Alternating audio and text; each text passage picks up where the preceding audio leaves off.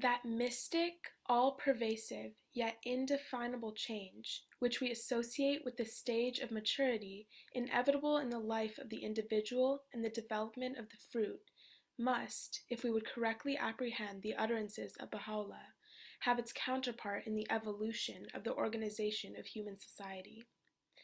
A similar stage must sooner or later be attained in the collective life of mankind, producing an even more striking phenomenon in world relations, and endowing the whole human race with such potentialities of well-being as shall provide, throughout the succeeding ages, the chief incentive required for the eventual fulfillment of its high destiny. The long ages of infancy and childhood through which the human race had to pass have receded into the background.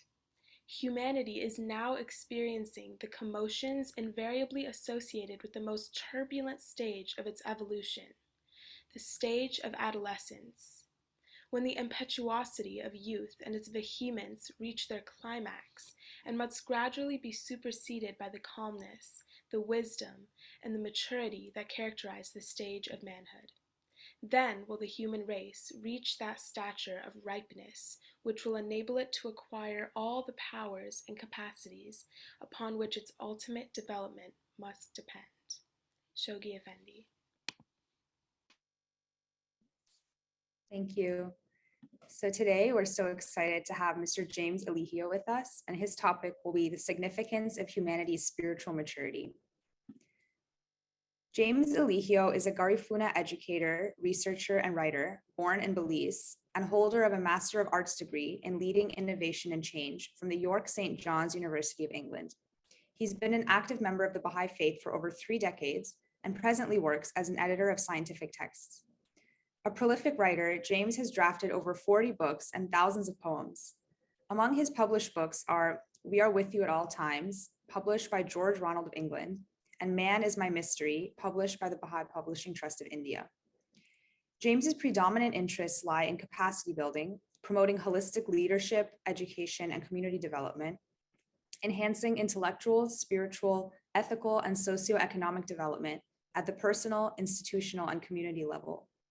He contributes to the advancement of consciousness of human spiritual genetics and the building of a new, more peaceful and united world civilization. Empowerment of children, youth, and adults to lead a decisive, principled, and productive lifestyle is a major factor of James's efforts. In 2020, James developed the Baha'i-inspired Rise to Destiny course, and since then, in collaboration with the Rise to Destiny core group, implementing the course under the auspices of the National Spiritual Assembly of Belize. Deeply committed to the progress of the Garifuna people, in November 2020, James served as one of the conveners and main facilitators of the first International Garifuna Women's Conference, and since then has been researching, writing, and holding courses on the Garifuna ancestral mental model and leadership style. James presently lives in Lithuania with his wife, Aist, and 2 daughters, Philippa and Burnett. And with that, I'll hand it off to Mr. Elijio. Thank you very much, Pimane. And first of all, I would like to say thanks very much to Armin to have invited me to share once more on this forum. And I also extend thanks to all the friends that are on this call. I believe that the first thing that is rather fitting to say in regards to what we'll be sharing, humanity's spiritual maturity, is that we can have the question, even at this time, how is it or why is it that we'll be speaking about humanity's spiritual maturity when looming in the world is the concern regarding a war that may basically demolish humanity. And in regards to allaying that, I believe that it is very significant for us, very helpful to have in mind assuring words of the Universal House of Justice, the supreme governing body of the Baha'i Faith. The Universal House of Justice in 1985 wrote that, world peace is not only possible, but inevitable.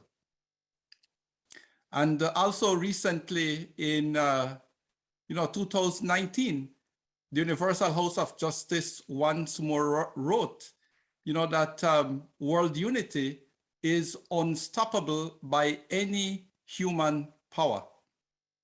And I think that in regards to these statements, something that comes to mind, dear friends, is the importance of revelation in our lives. One of the things that Baha'u'llah let us understand is that human beings are actually designed and destined to operate on the basis of a revelation-based decision-making framework, which means that, whenever these manifestations of God come into this world, they are providing us with teachings that we should factor into our decision-making, and so that life can be easier. Actually, in the most holy book of Baha'u'llah, he says that God desires for us to have an easier life. And so keeping this in mind is very, very important. So one of the things that I would certainly hope that we carry from this talk is this. Baha'u'llah says that man naturally loves God, and as a result of that love, humanity's supreme and most exalted goal is to be perpetually united and harmonious with God. And in our own time, that translates into the desire to spiritually mature, to develop a godlike, revelation-based decision-making framework, to build a world of peace, of order, of global justice, a world that will be governed by consciousness of the oneness of humanity and the eternal presence of God. Once we have these elements, once we have these factors in our minds as we make decisions, it means that life will be more as we would like it to be. Because in the last analysis, really, we desire, to have a virtue-based world. It's a matter of knowing how to build that world. And so with the coming of Baha'u'llah, this is what Baha'u'llah concentrates on. For he has provided us with information to know exactly what are we to do so that we can build the world that we all desire. So in regards to this, it's very, very good, that we keep in mind that we'll be concentrating a lot on what Baha'u'llah refers to as our supreme and most exalted goal.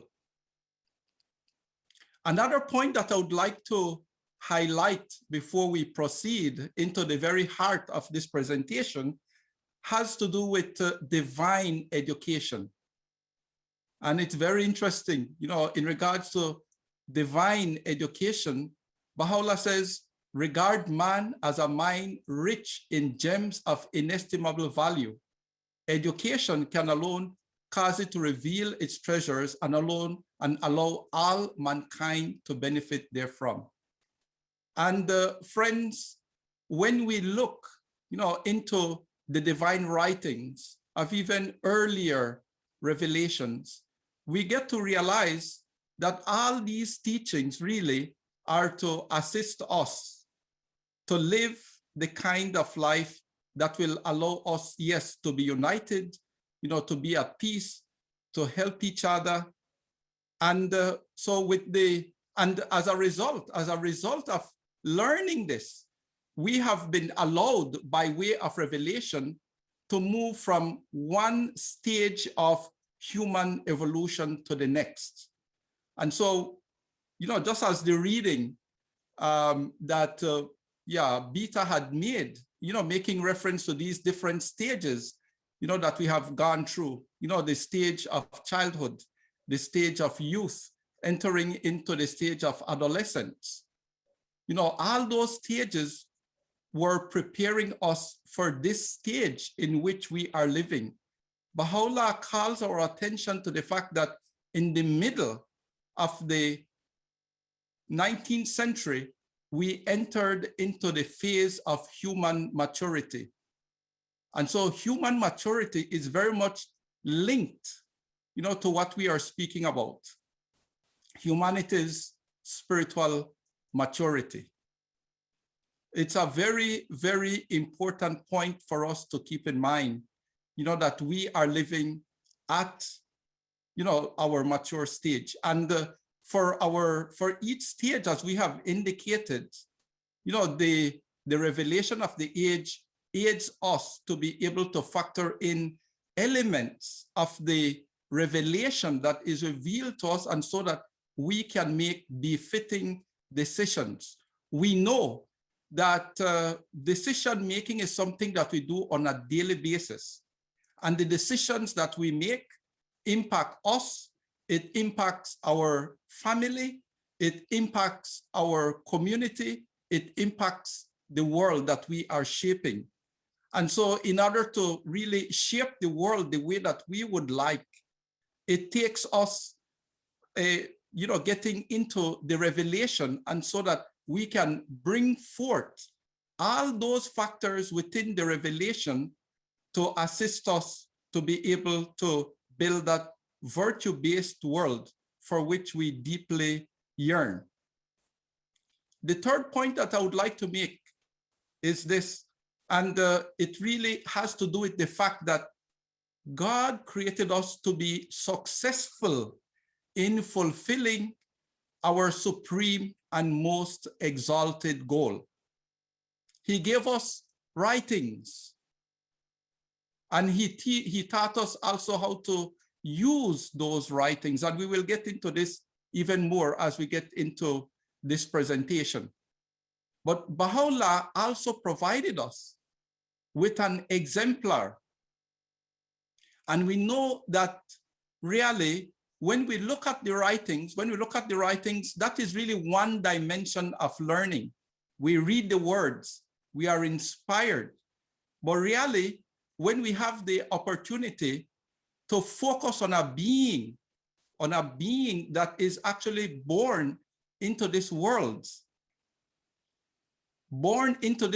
with a special mission, a mission to let us see how is it that we can live a life that truly reflects spiritual human maturity. That in itself carries us to another level of understanding. And that being is Baha'u'llah's oldest son. And he took on the name Abdul Baha. We will be speaking a little bit more about that name, but something that is rather significant, for us to keep in mind is that Abdul Baha was actually born the same day that the Bab declared his mission. The Bab was the herald of Baha'u'llah. And it's very interesting to note that, yes, on that very day when the Baha'i era began, that was the day that Abdul Baha was born. When Abdul Baha was only 8 years old, he recognized the station of Baha'u'llah. And since that age, since being 8 years old, Abdul Baha totally, absolutely dedicated his life to serve Baha'u'llah, to look after Baha'u'llah's needs, and to look also after the needs of those that followed Baha'u'llah.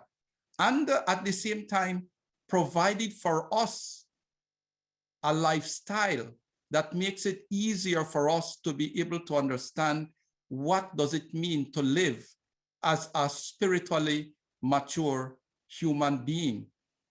Something that is very important for us to keep in mind is that, the writings of Abdul Baha clearly reflects that at no time did Abdul Baha sees himself outside of the presence of Baha'u'llah.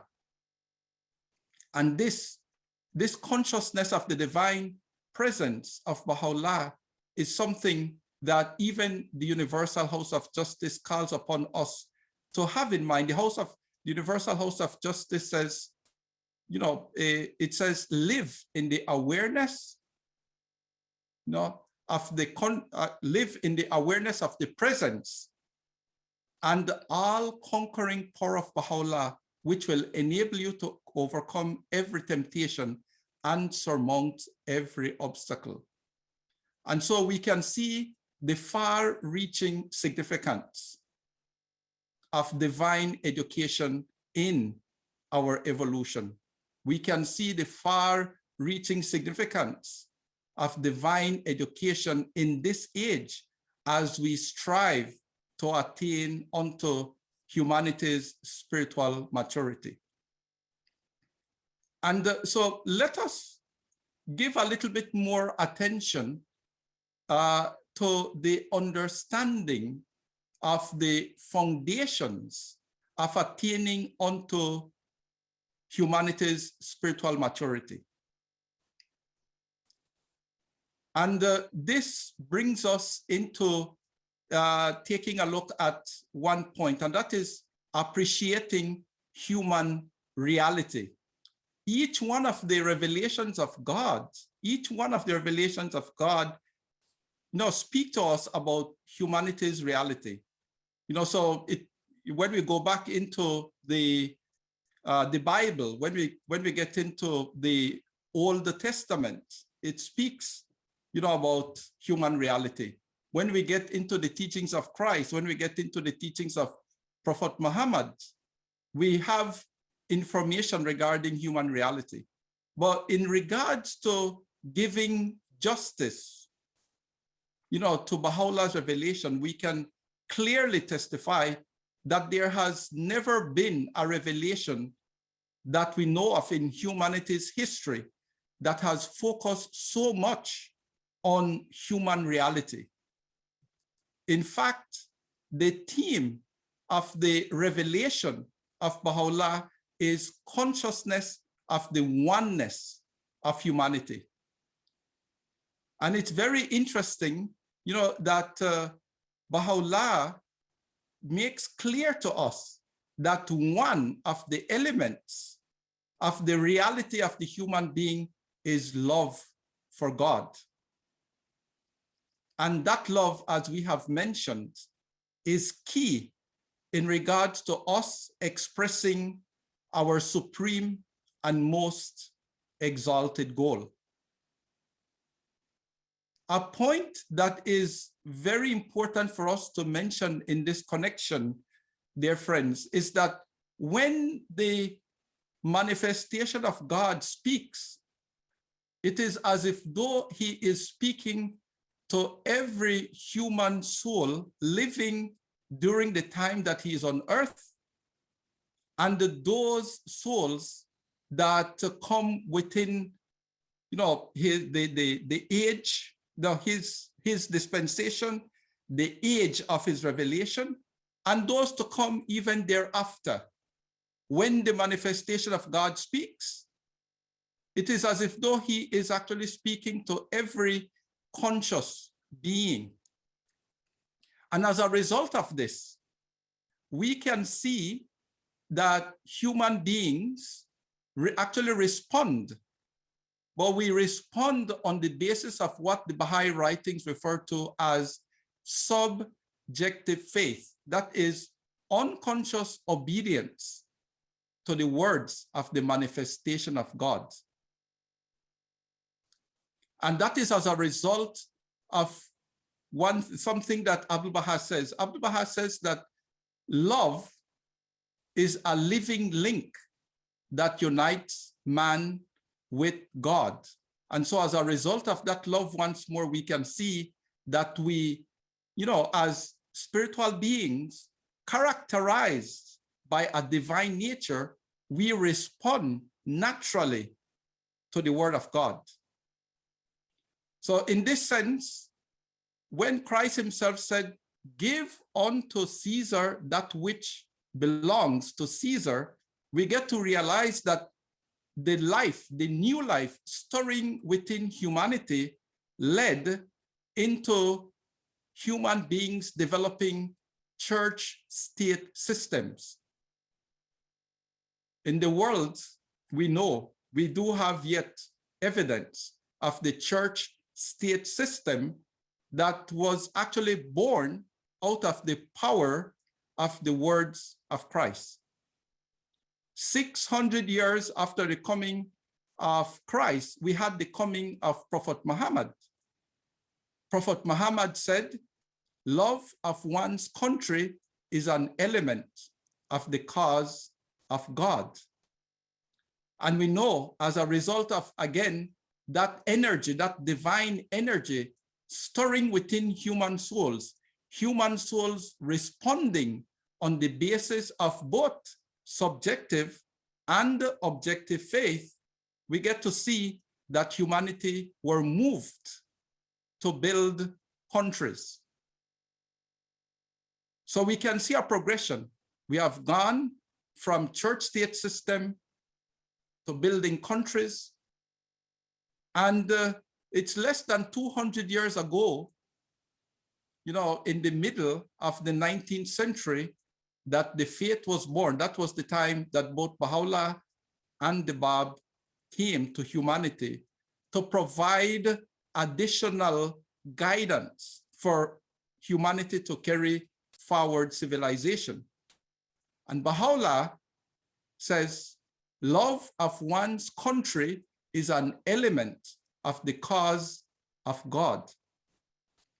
And we know that not everyone in the world at present has accepted Baha'u'llah, but the souls of humanity are actively engaged in contributing to the development of a divine world order. Masses of people, even people that claim to be atheists, they don't believe in God, but we can see sometimes when we speak with atheists, we actually come face to face with some of the most divine expressions, some of the most deeply reflecting divine thoughts. And so this clearly let us know that there is this linkage that we share with our Creator. And in regards to this, it's very helpful to point out that the Bab in his writing says, let us understand that in the last analysis, human beings are embodiments of a power that is actually responsible for the progress of the cause of God. The Baha'i writings and the Bab himself makes reference to this power as the mystery of eternal might, which vibrates within the innermost being of all created things. So friends, we are embodiments of that power. And, you know, to assist us in regards to appreciating that power,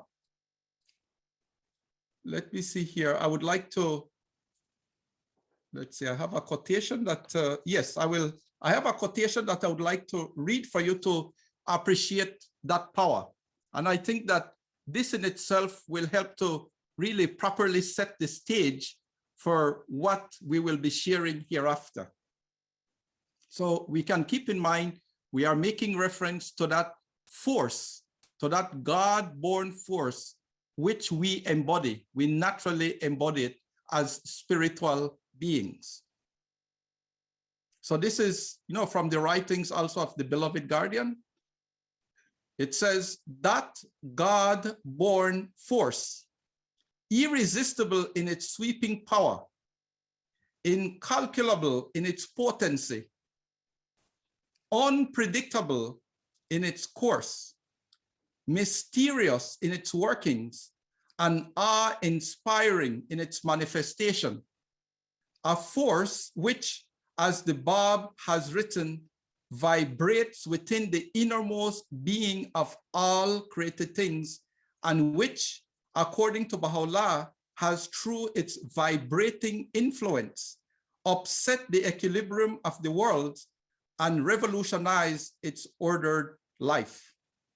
Such a force, acting even as a two-edged sword, is under our very eyes, sundering on the one hand the age-old ties which for centuries have held together the fabric of civilized society, and is unloosening on the other the bonds that still fetter the infant and as yet unemancipated faith of Baha'u'llah.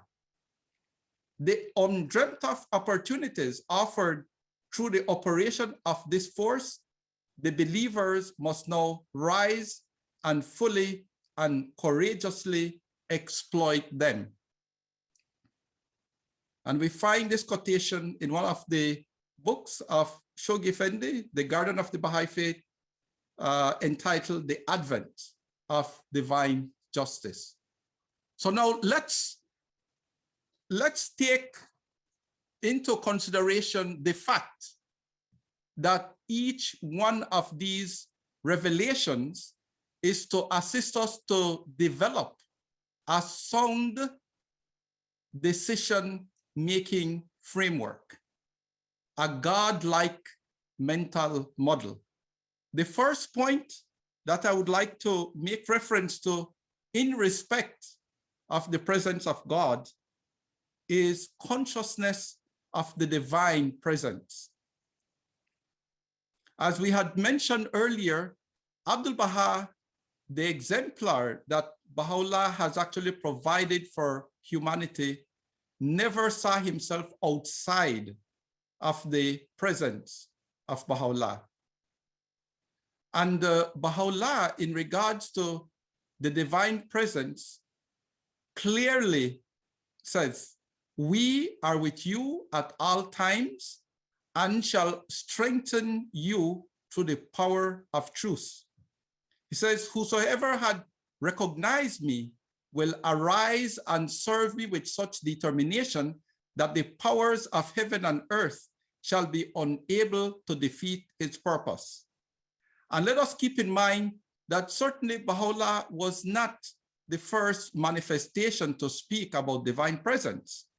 Christ himself had said, "The heavenly Father is ever with you and keeps watch over you."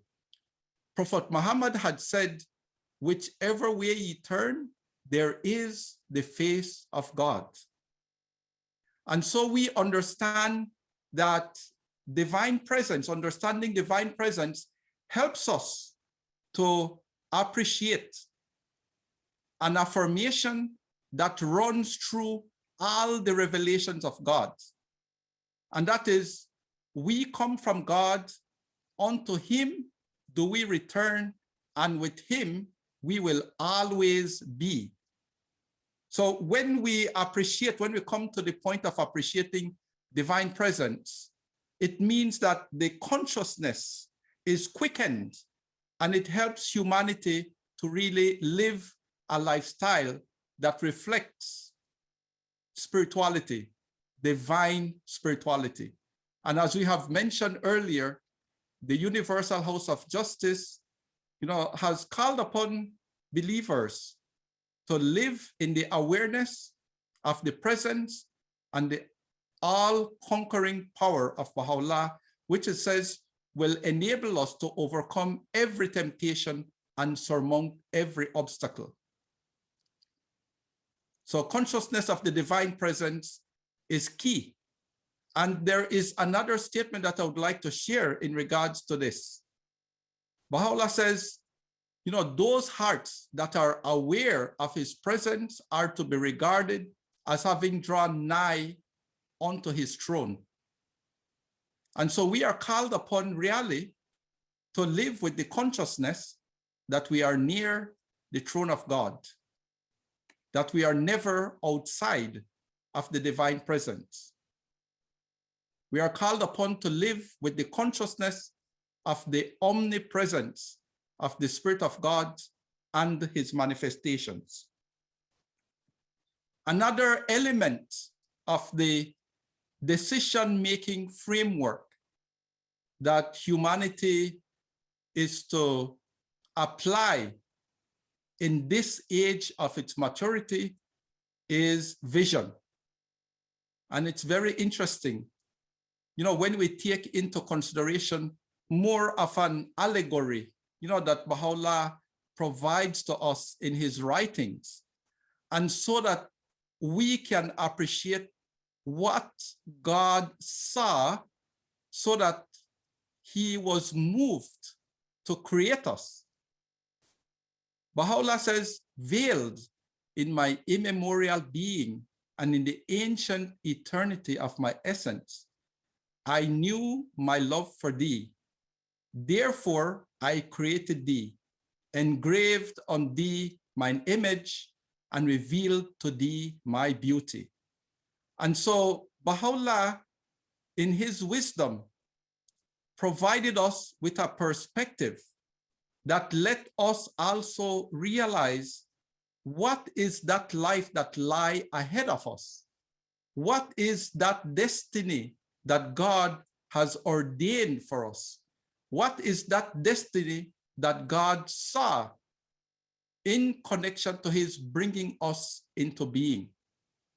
And so this vision that we all have this vision.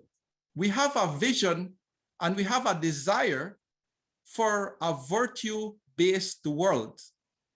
And that vision is directly connected to the divine nature with which we have been created.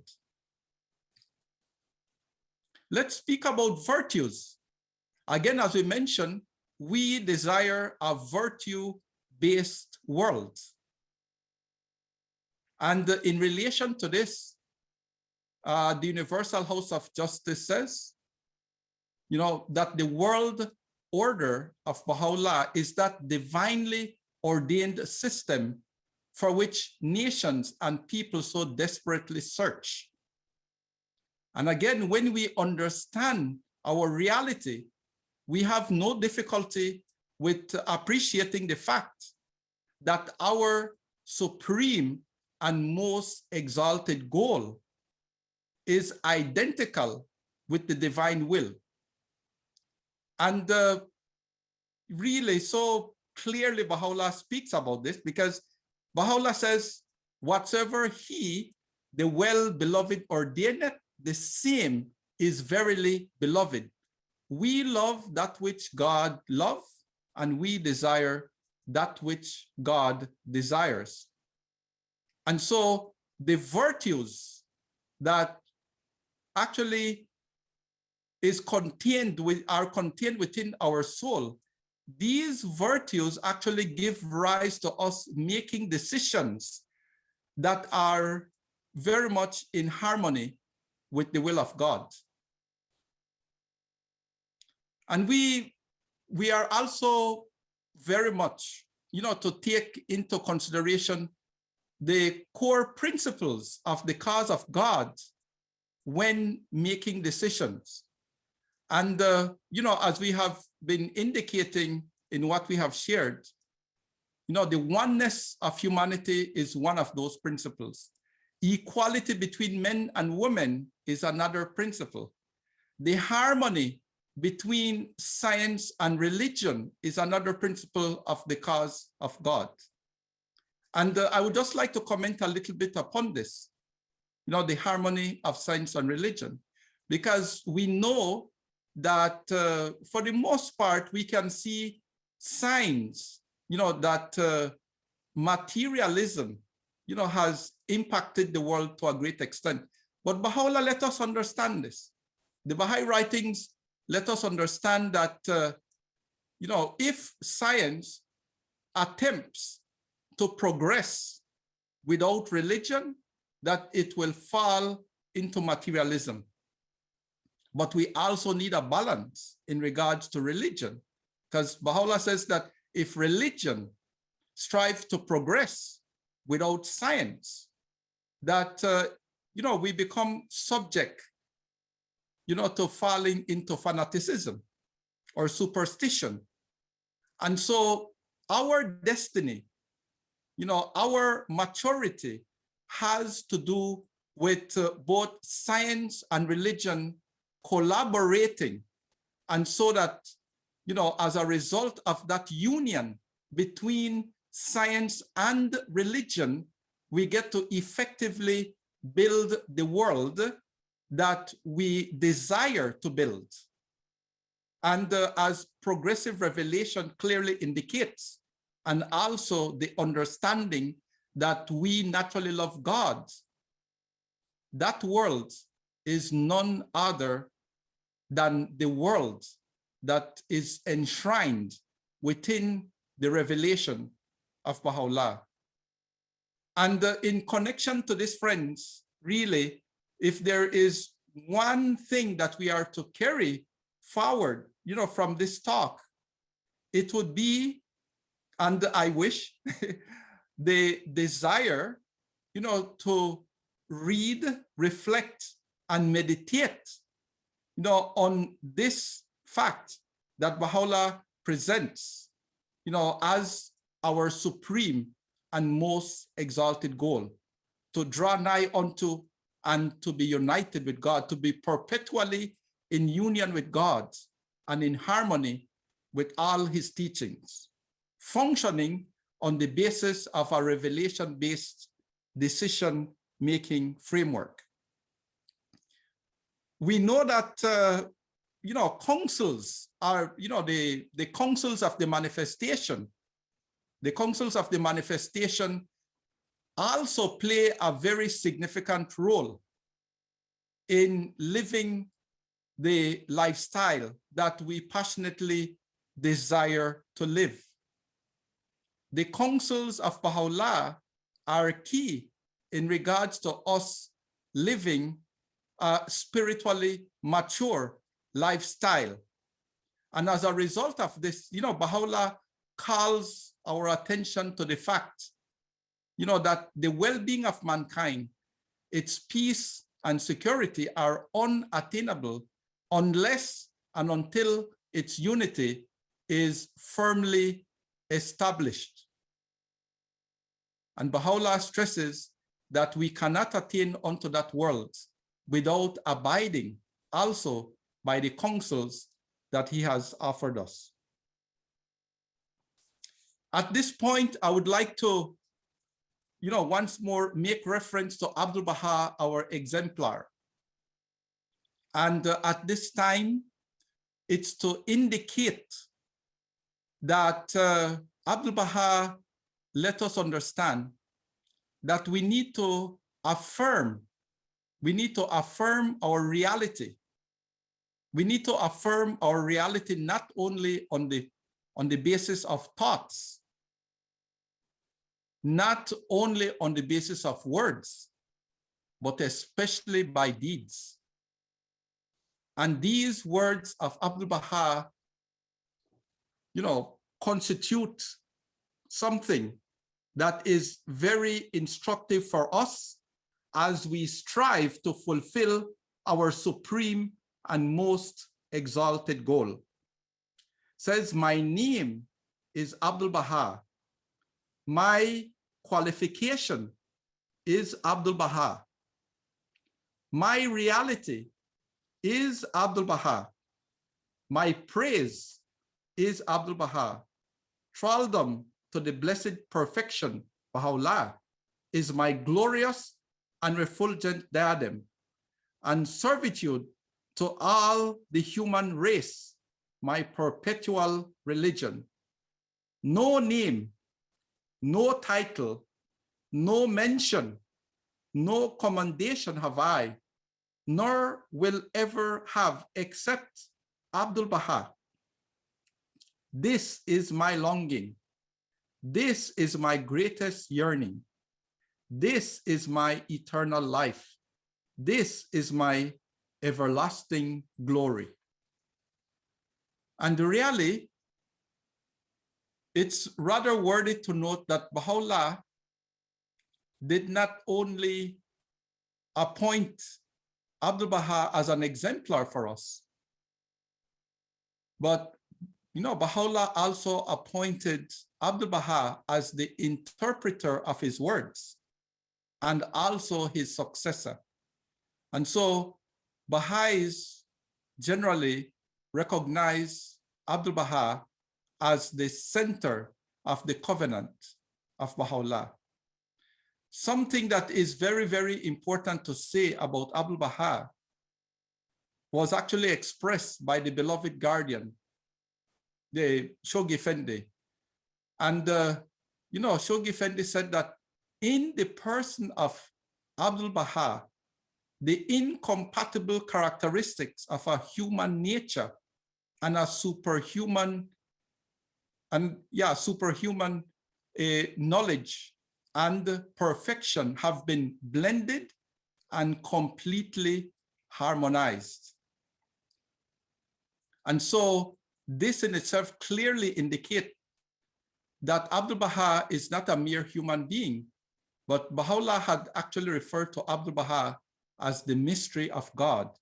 This clearly indicates to us, that the office, the divine office that is held by Abdul Baha certainly makes him fitting based upon divine will, the divine plan, that we turn to him so that we know exactly how to live the life that we passionately desire to live as human beings. And so another factor that we need to take into consideration to be part of our decision-making framework is our destiny. And in regards to our destiny, Abdul Baha says that, the reality of man shall come forth in the image of God, his creator.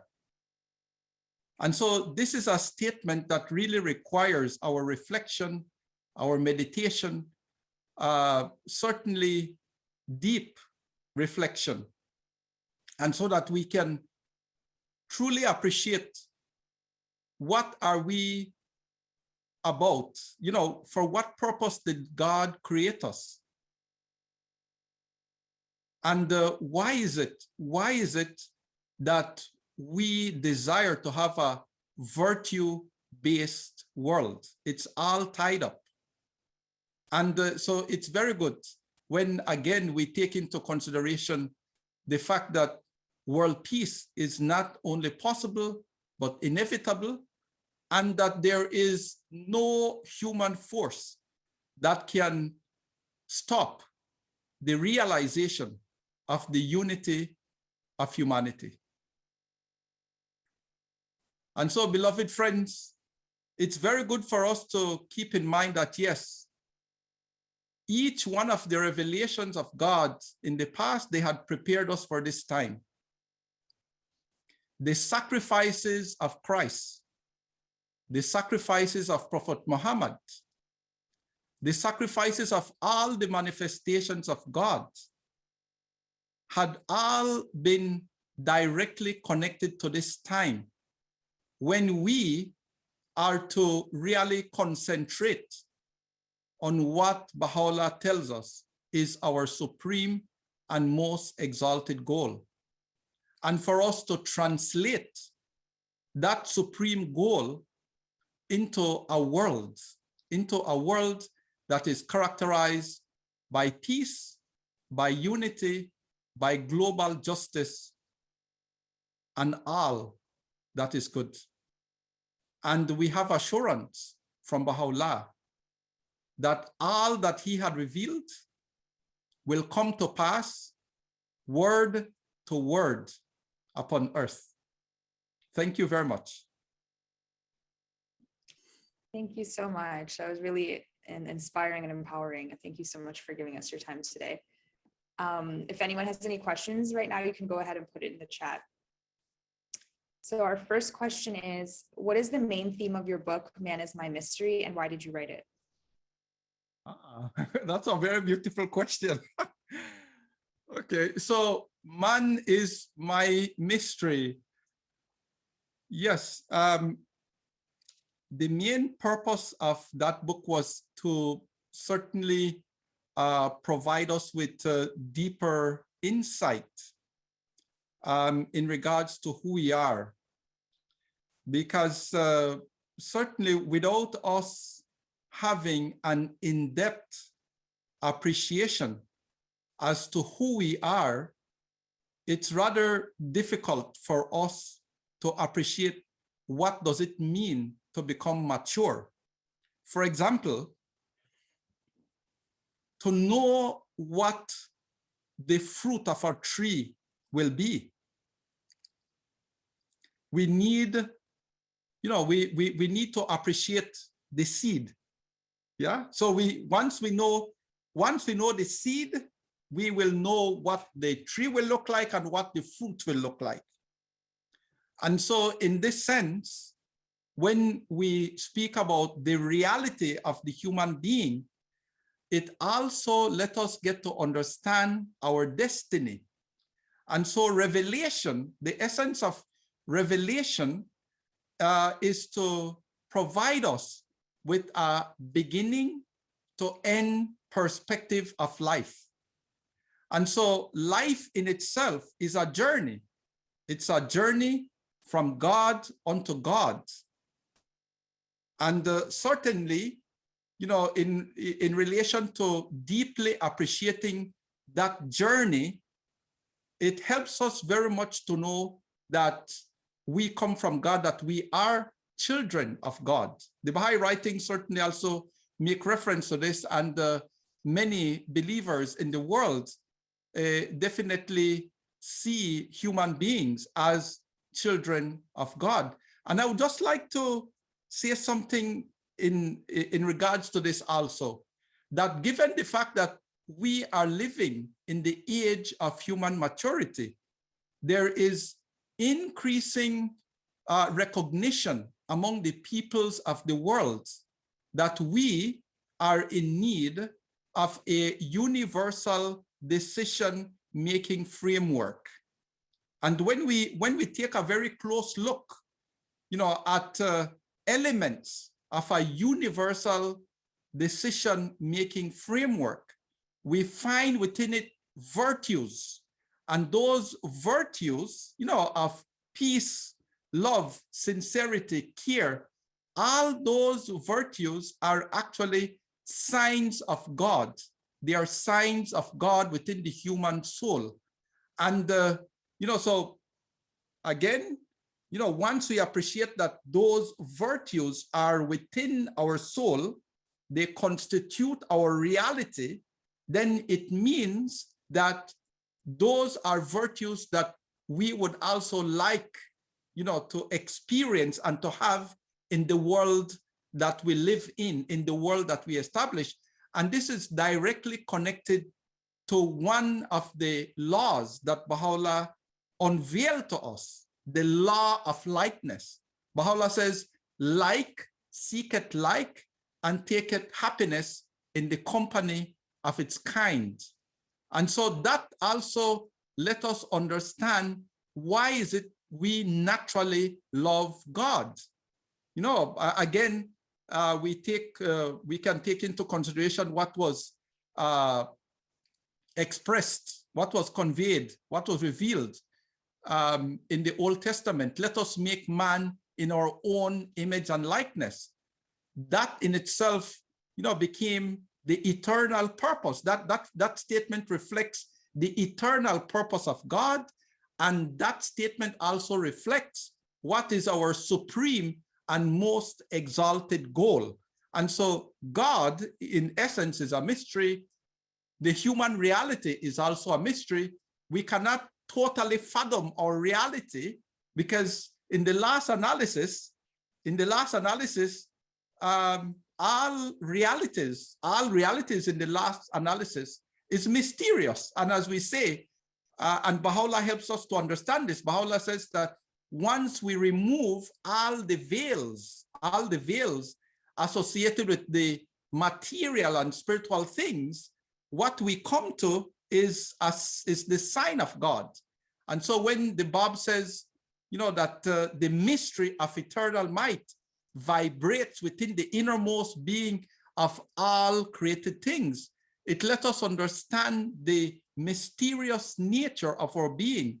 And it's also very beautiful that the Universal House of Justice says that the mysterious nature, of the human soul inclines it towards transcendence, and that is reconnecting with its creator. And so that question is very, very helpful in terms of helping us to also understand, this inclination that we have to spiritually mature. Thank you so much for that answer. Okay, I have a question. I guess Yes. if people are inclining towards God and their true nature, like why is it that in the world we still see such like horrendous acts of violence and selfishness, and like why don't we see those realities reflected in the world? Very good question. Excellent. Yeah, your question immediately carries me to this statement of Baha'u'llah, Pamini. Says, were man to appreciate the greatness of his station and the loftiness of his destiny, he would manifest not save goodly character, pure deeds, and a seemly and praiseworthy conduct. And, so it's very important to highlight that having this awareness, this beginning to end perspective of life is very, very important. And frankly, there is no other source of that beginning to end perspective of life other than the revelations of God. And so once we have that understanding that from God do we come, unto him do we return, and with him we will always be, the consciousness operates in a different way, because then we realize that we are spiritual beings, and we logically understand that for a reality, to be in harmony with itself, it needs to abide by its very nature. And Abdul Baha speaks about this plainly too when Abdul Baha says that human happiness is founded upon spiritual behavior. But again, we can see why Baha'u'llah chose consciousness of the oneness of humanity as the very theme around which his faith actually revolved. Because once we know ourselves,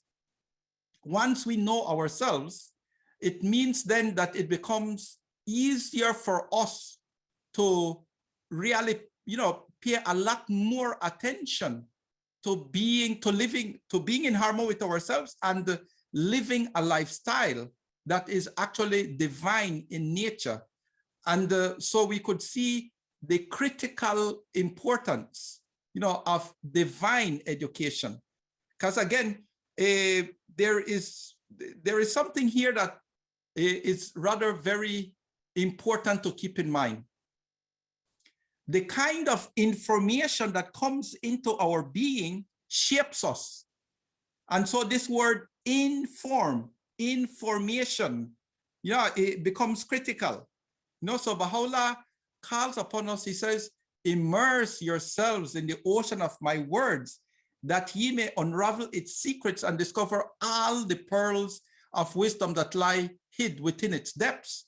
And he also clearly indicates that once we discover the purpose of revelation, that we would actually be full of joy. We would be totally full of joy, because we would become more aware as to what our supreme and most exalted goal is. And we would also know, in addition to that, how to fulfill that supreme and most exalted goal. So the point that we are being called to in our age of maturity is to be focused on our destiny. And so in the words of Baha'u'llah, he says that at the outset of any endeavor, it is important to look at its end. And so by us appreciating our destiny, and again, the House of Justice let us understand that unity is our destiny. It let us understand that peace, the world peace, is inevitable. That those are factors of our destiny. And once we concentrate on what our destiny is, the presence of God is also an element of our destiny. Once we concentrate on our destiny, it means that we will be a lot inclined to reflect the goodness that we would like others to express unto us. And so your question also, Hamene, goes to this one basic point, the fundamental element of civilization, which is justice. Again, these various scriptures, they communicate to us, do unto others as we would like others to do unto us. And why is it that God would speak to us in this way? It has to do with the fact that natural to our being is the desire of the expression of virtues. So we have those virtues within ourselves, again, of peace, of love, of truthfulness. We have those virtues within our soul as a sign, as a mirror of the beauty of God. And so we also desire to not only have, those virtues within ourselves, but to have them as part of our eternal experience. So it's a really wonderful question, so why is it that we do not see this reflected? It really has to do with the fact that we need to, properly learn the purpose of revelation and know how to use revelation. And so Baha'u'llah let us understand that we need to not only read revelation, but we also need to reflect on the words and to meditate on the words, to put them into practice, and on the basis of that, come to appreciate, what revelation is all about. So we need to do our best to ensure that revelation, the proper use of revelation, is very clear to us. And again, this is directly connected to our divine priority, our supreme and most exalted goal. Thank you so much for that answer. The next question is it fair to say that the attributes of God embedded in our souls are those potential virtues that you referenced? Oh, yes, those are exactly, so we can say attributes, virtues, qualities, and this is very, very important, for us to appreciate, those virtues as much as possible, And in addition to that, it's very good, to keep in mind, again, a statement that Christ had made, and we also have it reiterated in the Baha'i writings. In the gospel, it says, God is love. God is love. And that statement is very, very critical, because the fact that God is love and he created us in his image and likeness communicates to us that we are embodiments of divine love. And love in itself, because it is said that God is love, when we regard, generally, love is regarded as the sum of all virtues, the sum of all virtues. And in connection to this, Abdul Baha let us know that, there are basically 4 kinds of love. He speaks about the love of God for the identity of God. I think we will remember, Baha'u'llah, again, giving us this allegory that, God envisioned us as beings reflecting his beauty. And so he brought us into being. Yes. So the love of God for the identity of God. And we have the love of God for humanity, the love of God for man. And Abdul Baha also says that there is the love of man for God and the love of each human being for the reality of other human being, the love of man for man. And so these four kinds of love, Abdul Baha says, they are born from God himself. And so it's very important that we do not miss the point that as a result of love, of our being embodiments, of divine love, that in itself let us, cause us to be very, very attracted to God, because love is directly, associated with it, attraction, and when we take into consideration also this statement that is made by Baha'u'llah says that absolute existence pertains to God. And Abdul Baha says that love of reality is a characteristic of the human soul. And so if we consider that God is absolute reality, and Abdul Baha saying that love of reality is an aspect of the human soul, then in reality we cannot really measure. In essence, we cannot measure the love that we have for God, the natural love that we have for God. And so that love is directly connected to subjective faith. And so these attributes that we're speaking about, they are the virtues, they are the qualities of God within our reality.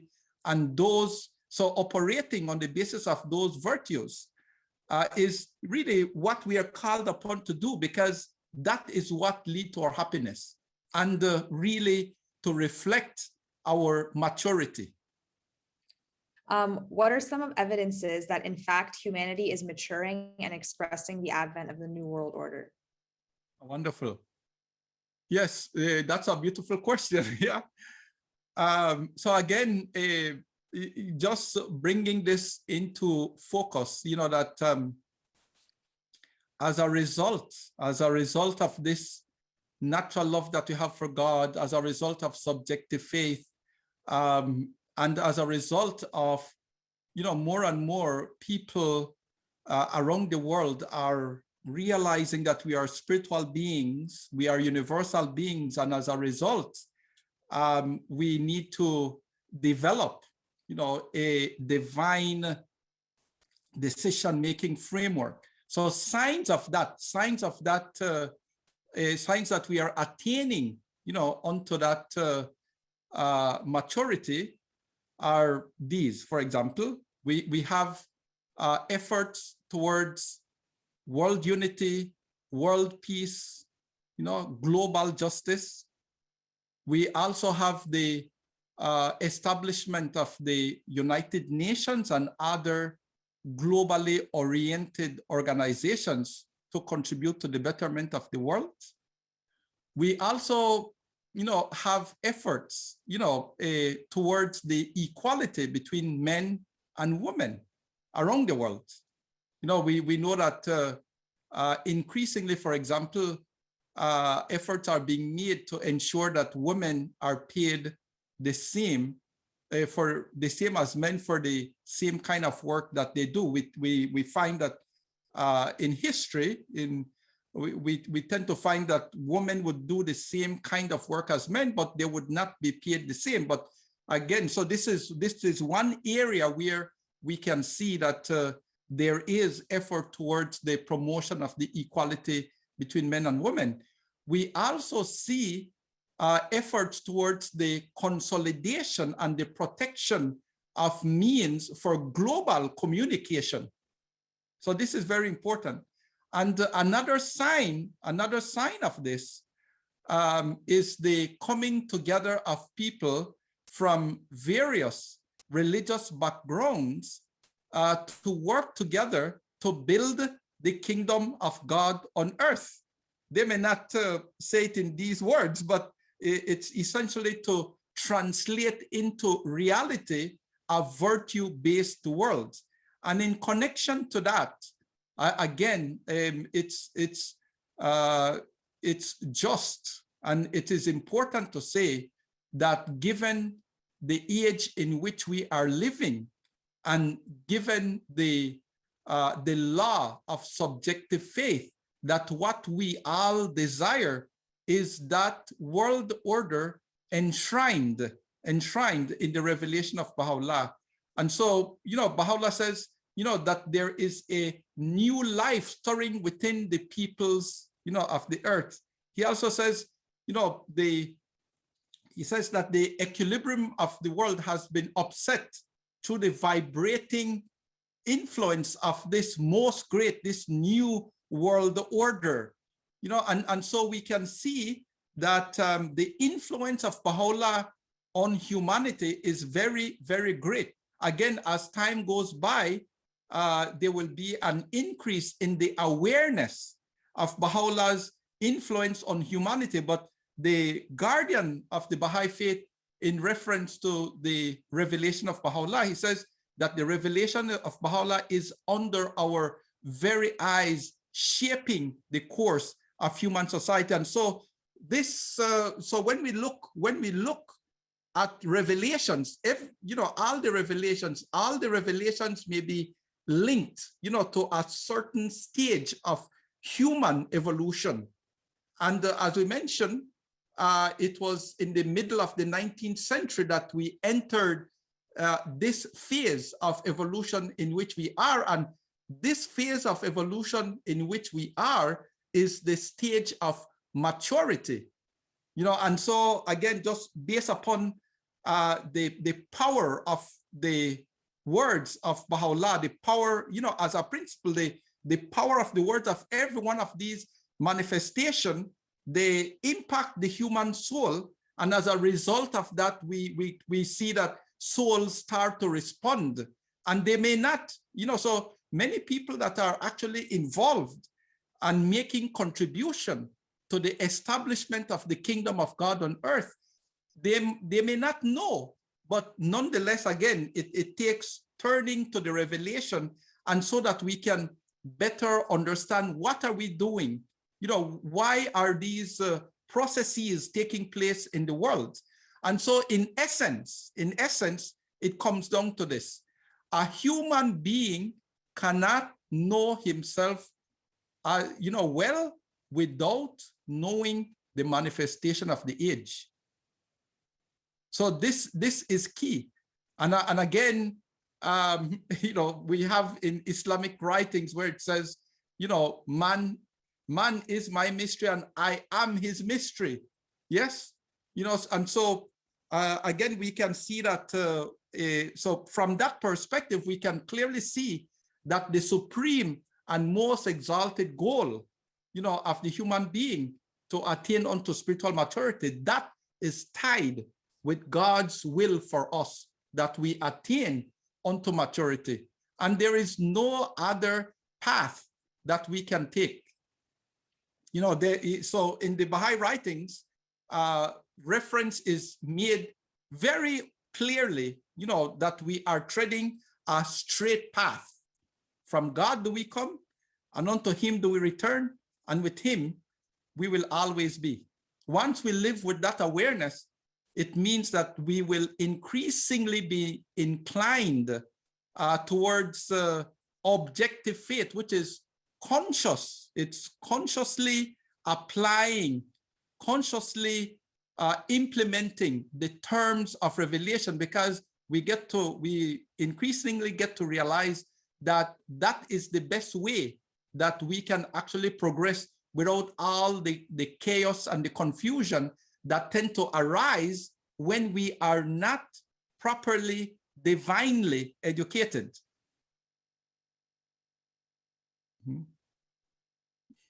Got it. Thank you. Okay, so we'll end there. So thank you again, Mr. Elijio. This was really informative and also inspiring. So we really appreciate you taking your time today. Thank you very much. Thank you. And our speaker next week will be Ms. Fiona Young. and her topic will be Principles of Consultation and Discourse from a Baha'i Perspective. So again, these are every Saturday at noon Eastern time. And if you're not on our mailing list already, you can fill out the contact form I've put in the chat. And we'll end today with another Baha'i song. There's only one God throughout the universe, but man multiplied him, and so there's a your God, a my God. What mankind has to learn is that there's only one God to know. There's only one race of men upon the earth, but man did divide it, and so there's a black race, a white race. What mankind has to learn is that there's only one race to know. Earth was one country when God gave it to man, but man did divide it, and so there's a China, a Turkey. What mankind has to learn is that Earth is one country to know. Religions are one as the prophets all have sung, but mankind denied them, and so there's a just my religion. What mankind has to learn is religions are one thing to know. There's only oneness throughout the worlds of God, but man won't believe it, and so he divides and multiplies it. Oh, won't he ever learn that there's only oneness to know? There's only oneness to know.